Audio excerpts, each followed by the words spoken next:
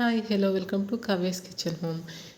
ಮಂಗಳೂರು ಸ್ಟೈಲಲ್ಲಿ ನಾವಿವತ್ತು ಚಿಕನ್ ಸುಕ್ಕ ಹೇಗೆ ಮಾಡೋದು ಅಂತ ತೋರಿಸ್ಕೊಡ್ತೀನಿ. ತುಂಬ ಚೆನ್ನಾಗಿರುತ್ತೆ, ತುಂಬ ಟೇಸ್ಟಿಯಾಗಿರುತ್ತೆ.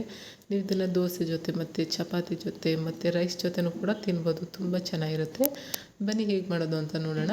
ನೋಡಿ, ನಾನು ಒಂದು ಪಾತ್ರೆನ ಸ್ಟವ್ ಮೇಲೆ ಇಟ್ಟು ಅದನ್ನು ಬಿಸಿ ಮಾಡಿ ಅದಕ್ಕೆ ನಾನು ಒಂದು 2 ಟೀ ಸ್ಪೂನಷ್ಟು ಧನಿಯಾ ಕಾಳನ್ನು ಹಾಕಿ ಅದನ್ನು ಫ್ರೈ ಮಾಡ್ಕೊತಾ ಇದ್ದೀನಿ. ನಂತರ ಒಂದು ಅರ್ಧ ಸ್ಪೂನಷ್ಟು ಓಮ್ ಕಾಳನ್ನು ಹಾಕಿ ಅದನ್ನು ಕೂಡ ಫ್ರೈ ಮಾಡಿ, ನಂತರ ಮತ್ತೆ ಒಂದು ಅರ್ಧ ಸ್ಪೂನು ಕಾಳು ಮೆಣಸು ಮತ್ತು ಒಂದು 2ರಿಂದ 3 ಲವಂಗ, ಎರಡು ಏಲಕ್ಕಿ ಮತ್ತು ಚಕ್ಕೆ ಎಲ್ಲ ಕೂಡ ಹಾಕಿ ಅದನ್ನು ಕೂಡ ಫ್ರೈ ಮಾಡಿ ಸೈಡಲ್ಲಿ ಎತ್ತಿಟ್ಕೊಳ್ಳೋಣ. ಅದನ್ನು ರುಬ್ಕೊಂಡು ಪುಡಿ ಮಾಡಿ ಇಟ್ಕೊಬೇಕಾಗುತ್ತೆ.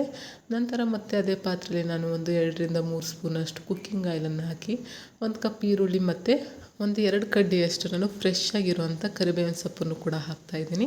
ಅದನ್ನು ಮತ್ತು ಒಂದು 1/4 ಟೀ ಸ್ಪೂನಷ್ಟು ಅರಿಶಿನ ಪೌಡರು ಇದನ್ನೆಲ್ಲ ಹಾಕಿ ನೀಟಾಗಿ ಫ್ರೈ ಮಾಡ್ಕೊತಾ ಇದ್ದೀನಿ. ನಂತರ 1-2 ಸ್ಪೂನು ಶುಂಠಿ ಬೆಳ್ಳುಳ್ಳಿ ಪೇಸ್ಟು ಇದನ್ನು ಕೂಡ ಹಾಕಿ ಸ್ವಲ್ಪ ಹಸಿ ವಾಸನೆ ಹೋಗೋ ತನಕ ಫ್ರೈ ಮಾಡಿ, ಒಂದು ಅರ್ಧ ಕೆಜಿಯಷ್ಟು ನಾನು ಚಿಕನನ್ನು ತೊಗೊಂಡಿದ್ದೀನಿ. ಅದನ್ನು ಕೂಡ ಹಾಕಿ ಮಸಾಲೆ ಎಲ್ಲ ನೀಟಾಗಿ ಮಿಕ್ಸ್ ಮಾಡ್ಕೊಳ್ಳೋಣ.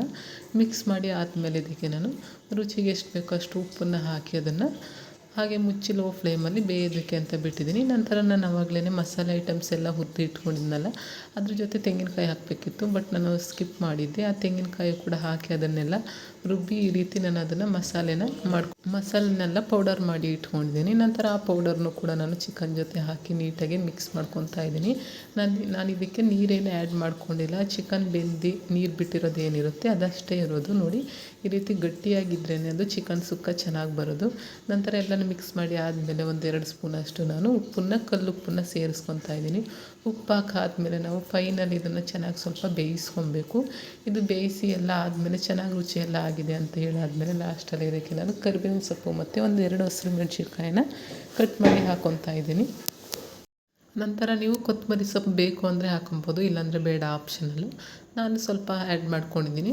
ನೋಡಿ, ಫೈನಲಿ ಈ ರೀತಿ ರೆಡಿ ಆಗುತ್ತೆ. ತುಂಬ ಚೆನ್ನಾಗಿರುತ್ತೆ, ತುಂಬ ಚೆನ್ನಾಗಿ ಬಂದಿತ್ತು ಚಿಕನ್ ಸುಕ್ಕ. ನೀವು ಕೂಡ ನಿಮ್ಮಲ್ಲಿ ಟ್ರೈ ಮಾಡಿ ಹೇಗೆ ಬಂತು ಅಂತ ನನಗೆ ಕಮೆಂಟ್ ಮಾಡಿ ತಿಳಿಸಿ. ನಾನು ತೋರಿಸ್ಕೊಟ್ಟ ರೀತಿಯೇ ನೀವು ಟ್ರೈ ಮಾಡಿದ್ರೆ ತುಂಬ ಚೆನ್ನಾಗಿ ಬರುತ್ತೆ ಚಿಕನ್ ಸುಕ್ಕ. ಇದನ್ನು ನೀವು ಚಪಾತಿ ಜೊತೆ ತಿಂದರೆ ತುಂಬ ಟೇಸ್ಟಿಯಾಗಿ ತುಂಬ ಚೆನ್ನಾಗಿರುತ್ತೆ. ಫಸ್ಟ್ ಟೈಮ್ ಟ್ರೈ ಮಾಡಿದ್ರು ಕೂಡ ತುಂಬ ಚೆನ್ನಾಗಿ ಬರುತ್ತೆ. ಟ್ರೈ ಮಾಡಿ ನೋಡಿ.